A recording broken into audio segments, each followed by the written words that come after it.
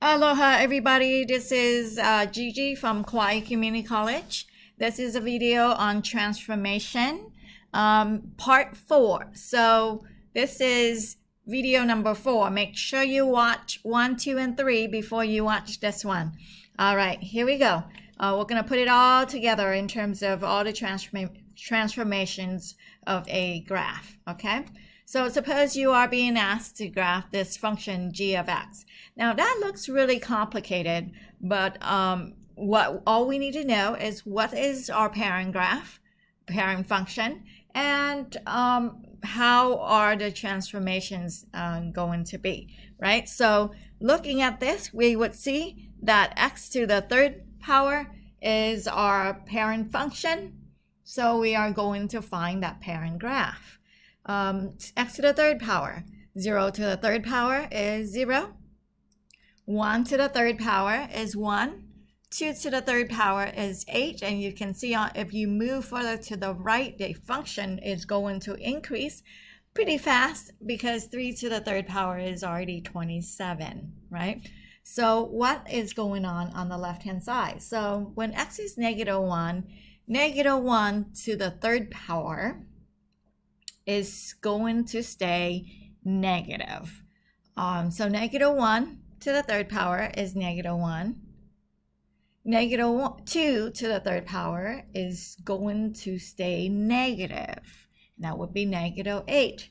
And based on the table of values, you can see that there's symmetry over the origin, 0, 0, right? So let's plot the points and we can see that visually. So symmetry with respect to the origin. And so we would say, let's call this 0, 0, the origin, a locator point there. So when we are making the new graph, we got to just go and find that locator point, and then we can use symmetry. Graph one side and then figure out the other, okay? Now, here's the function that we were given to graph.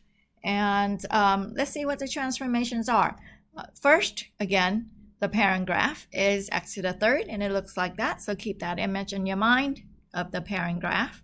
How are we going to move that? We are going to move right 3. -3 inside means to shift it right 3. +1 means to go outside, means to go up 1.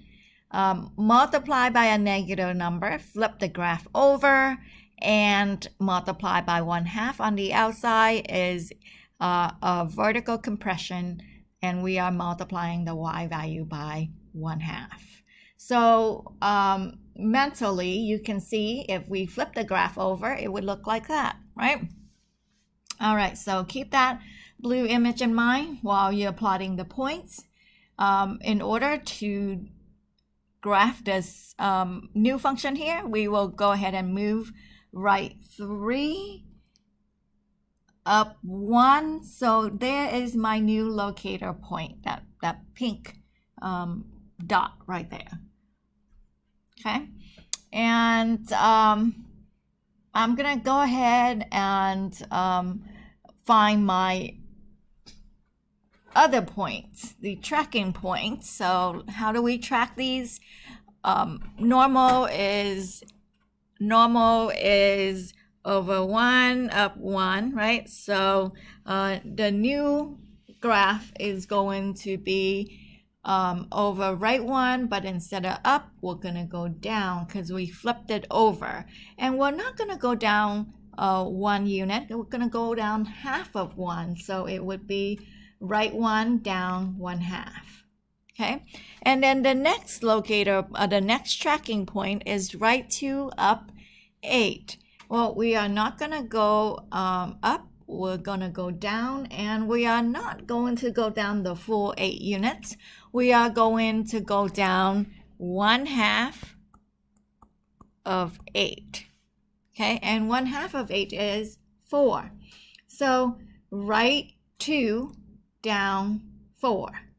Now we know again that this graph has symmetry, right, with respect to that locator point there. So then we would say on the other side, it would look like this and that, meaning left 1 up a half, left 2 up 4. And we can now just sketch the shape of that blue graph that we had the image of in our brain, right? So that is how transformation work. And the most important part, again, is to know the parent graph.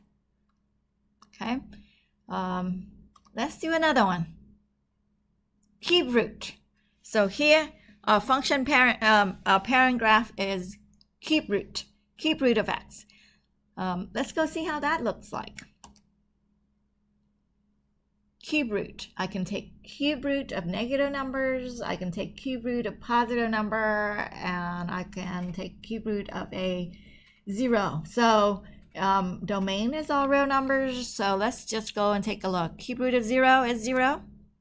The next nice number to look at is 1, because cube root of 1 is 1. Okay, the next nice number to that is 8, because cube root of 8 is 2. If you really want to go further, you can say cube root of 27 is 3. Okay, but 27 is way too far, and we probably don't want to fit that on our graph. So let's go to the other side. Negative 1. Cube root of negative 1 is, oops, it's not x cubed, this is cube root of x. Negative 1, negative 1. Negative 8, negative 2. Okay, now plot the points. Again, we would see symmetry with respect to the origin, and it has that locator point right there at 0, 0, right? So again, we are going to find that locator point, graph on one side, figure out the other. Okay, so here's our function that was given to us. What are the transformations to this parent graph here? We are going to move it left 1, down 2, vertically stretch by 3, multiplying by 3 outside is a vertical effect to the graph. So you are multiplying the y value by 3. And inside, we do the opposite. So that is a horizontal effect, and it's horizontally compressed by a half. So this graph, if you think about that and put your hand up, squish it right on half the length horizontally. And that's how the effect of that 2 right there inside the function. So here we go. Let's go find our locator point. Left 1, down 2. Here's my locator point. Okay, now instead of going out 1, 1, because the parent graph said right 1, up 1. Well, instead of right 1, up 1, I am going to go right only a half of 1, because it's horizontally compressed, right? A half of 1 is 1/2, and then I'm going to go not up 1, but I'm going to go up 3 times as much as 1. So if we think about this over 1, up 1, right? We are going to now horizontally compress the x component and vertically stretch, meaning multiply the y component by 3. So now we are going right 1/2, up 3. And there's that dot from the locator point. Okay, now parent graph actually tells you that there's symmetry, so there's the other point on the other side over the origin. I mean, over the locator point, the new origin, right? So the parent graph said right 8 up 2 is your next tracking point right here. Okay, instead of right 8, we are only going to go right half of that distance. So right 4 and up 3 times as much as 2, which is 6. So right 4, up 6. Using symmetry, there's the other point on the other side, barely fit on my screen. And then we go ahead and sketch the graph of that cube root function. Okay, so most important part here, is to know the parent graph. And then after knowing what the parent graph is, what are the transformations? What are those numbers that are being added and or multiplied to the function inside or outside has to do with the parent graph. Okay? For the next question, we want to go backward. Instead of given an equation, you are given a graph. Find the equation of that function. All right, so that's the shape of an absolute value. So the parent function is absolute value of x. By looking at this, the vertex right there, I would say the graph is being moved right 5 up 7. So far, if I need to do that, just that transformation, it's right 5 up 7. So far, I'll have absolute value of x minus 5 plus 7, right?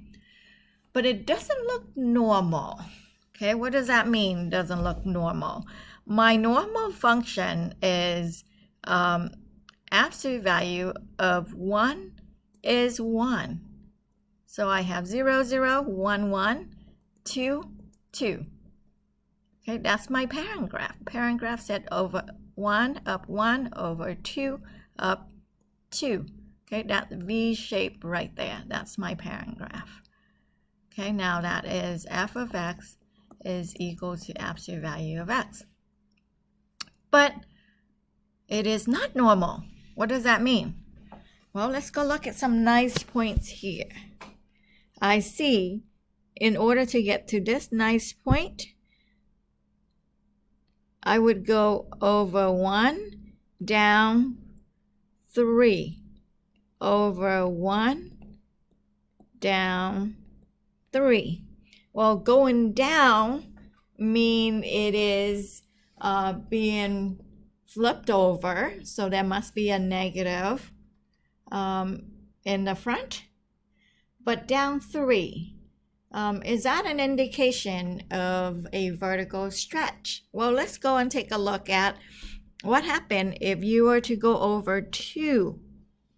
Okay, if you were to go over 2, will that have the same multiplier?